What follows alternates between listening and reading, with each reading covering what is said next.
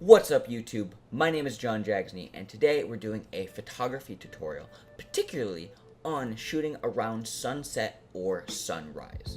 There are a couple things I like to keep in mind when shooting around those times because lighting can be a little difficult to work with, your auto settings might be a little difficult, but you can get some really cool shots, like these ones. And this is me just shooting around my hometown area, just walked 10 minutes down the road and found a really nice spot. And I want to share with you 5 tips that I tried to keep in mind so I could take these photos and maybe you can take some like these as well. So without further ado, let's dive right into the first of 5. Alright, so the first tip I recommend is shooting in manual settings. And the reason why I want to stay in manual settings, and I encourage you to stay in manual settings, is because your camera on auto settings, say aperture priority or shutter priority, is going to be looking at light based on where you want to meter. So it'll be either metering in a specific spot, or if you set it to a wider spot, that's fine. But the problem with shooting around sunset or sunrise is you have very drastic differences in lighting. The background is going to be super white, like the photo I have on screen now, but then your foreground subject is going to be a lot darker. So in auto settings, what's going to happen is it's not going to know where to set those white balance levels and the brightness and the ISO and all those automatic settings. So you might end up with a shutter speed that ends up being really low to get that subject in sharpness and in focus, but then your background might be a little bit too overexposed, especially with the sun rays or sunset or sunrise or whatever else. But if you try and set it based on your background, then your shutter speed is going to be really high to try and stop all that light from coming in the camera. So I encourage you to use manual on your camera so then you can set that shutter speed to where you need it so you can get your subject in frame and properly exposed while also getting that background as exposed as you can, so then you can get that detail and really have that subject sort of blend in rather than being this like weird awkward like subject is too dark or background is too exposed but then your subject is too dark or whatever else. So manual settings, I highly encourage it. Next is your aperture settings, and I know this kind of ties into the manual settings, but it's important to keep this in mind because when you're shooting around sunset, you're probably shooting into the sun, and what's going to happen when you shoot into the sun is you're going to get some cool lens flares. Like on the photo here, you'll see I have some little glares here or there, and it's really cool to get those effects, and it adds a little bit more life to it. I just think it looks really cool. So to do that, you want to make sure that your aperture number is really low, or that the total aperture, because your aperture is basically a fraction, is higher.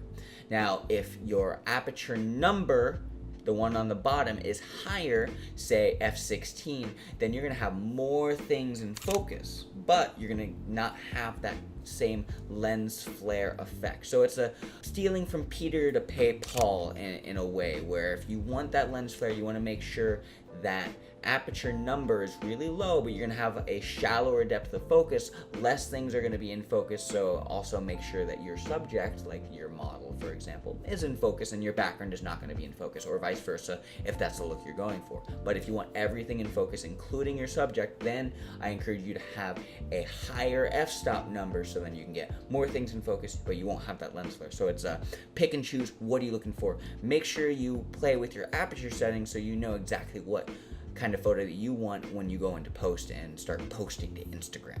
Posing and modeling is next, and this is important because it really depends on who you're photographing, or if you're just photographing a thing like a prop or something, or you're just photographing your friend or your buddy. How do they look? What is the thing that they're trying to, what is the photo that they're trying to get away from this? Now, I encourage to keep in mind posing and modeling because it's going to affect your composition and how things are going to be exposed. So first thing is what your model wears. If they're wearing a lot of white clothing, then it's going to blend in with the background more, because your background, you're shooting into the sun, it's going to be way overexposed, so that white is going to become harder to see and it's just going to blend in more, and it'll look cool. Sometimes you see cool photos where you have like a wedding, for example, and someone has a really beautiful white flowing dress with the white background. It'll look really cool with that orange glow from sunset. You can get away with that. I like to shoot with darker clothes rather, so that my subject is more the focus and we can really see that, but you get that cool orange glow from behind and you get a really cool looking lit photo. As far as the way your model poses is important as well, because you can use their body movements to sort of cover up the sun in a way. So this photo here, I used my lovely girlfriend Lindsay. I had her hand just in front of the sun, and I was able to get that really cool looking glow behind the sun and get a little bit of lens flare through her, but this flare wasn't coming all the way through like this one, where it kind of like makes these really harsh, overly exposed edges around here where we kind of lose her shoulder there. And I think both of these images look cool, but it really depends on what you're going for. But you can use your model once again to sort of block the sun or just cover up the sun just a little bit so you can get some cool lens flares or whatever. So make sure you know what your model is going to wear, so then you can know how to set up your settings and what you're looking for, and then how you're going to pose them. Moving on to the next one, foreground and background. Alright, so foreground and background is important, and this one is a little difficult to work with because then you have to be in a place where you can find a cool background and have a cool foreground at the same time. So this one I have on screen, we found this tree that had like this little V thing, so I was shooting right through it, and then behind her there was also another tree with some leaves, so it's like there's a little bit of context to where we are, so I'm using the foreground of the tree and then the background there. Now the problem with shooting into the sun is everything's going to be super white and exposed. You're going to lose some detail in the background. That's why I recommend shooting in a higher f-stop total or a lower f-stop number, because then you lose that sharpness of the background, you get a shallower depth of focus, and that background sort of becomes less of the focal point, but you still get that sort of like color over the just pure white background as well that you're going to get from the sun there. So foreground, you can use it to create a little context of where you are, and background, I like to have a little bit things around my subject, sort of framing it in a way, and it can create for some cool images. But you can also do something like this one here, where your subject kind of comes away from the background. It's just like a white, but then he or she pops there. So make sure you're aware of your foreground and background. Alright, and last thing I want to talk about when shooting into the sun is timing.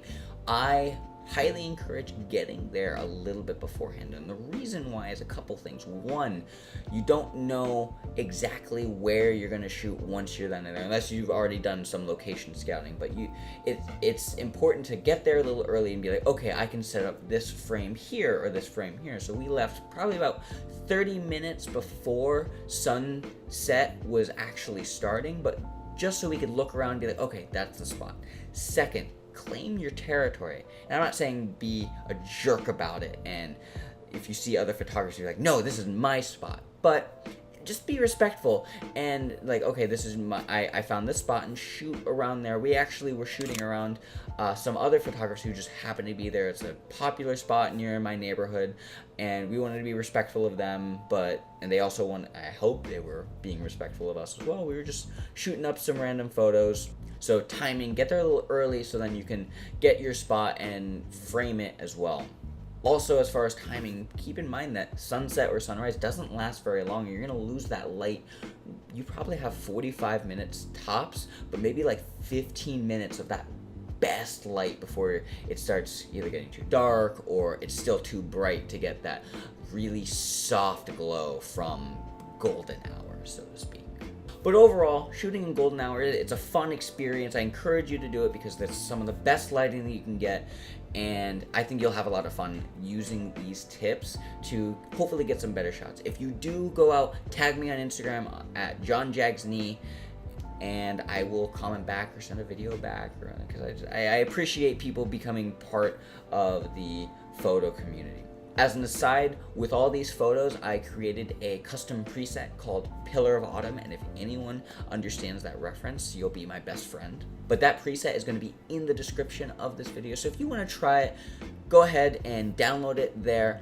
And other than that, I hope you enjoyed this video. If you have any questions, comments, concerns, you don't like my hair, I don't know, because it's great.